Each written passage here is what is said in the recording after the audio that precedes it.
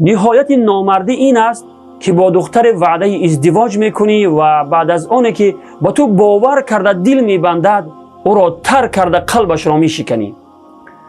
این برای دختر خیلی سخت است.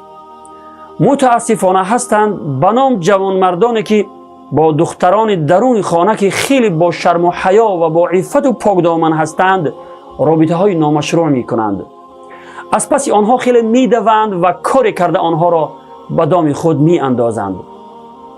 بدبختی آنها را ببینید که در محله اگر یک دختری با حیا و با ایمان باشد کار کرده همان دختر را فاسد می کنند.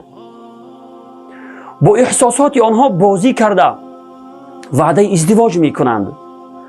آنها را به خلوتگاه می کشند و با آنها هر کاری بد و ناروا را انجام می دهند. و بعد از آن به دوستان و رفیقانشان می گویند که فلان دختر عروس من است و من با او در فلان جا چنین و چنان کردم. با آنها رسم گرفته در صحیفه های خود می گذارند و به دوستان و نزدیکانشان می فرستند.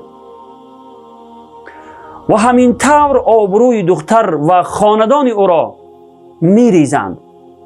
آنها چنان پست و فرومایه هستند که وقتی خواستهشان را گرفتند و ناموس دختر را لکه‌دار کردند او را ترک کرده از پس دختری دیگری می شوند.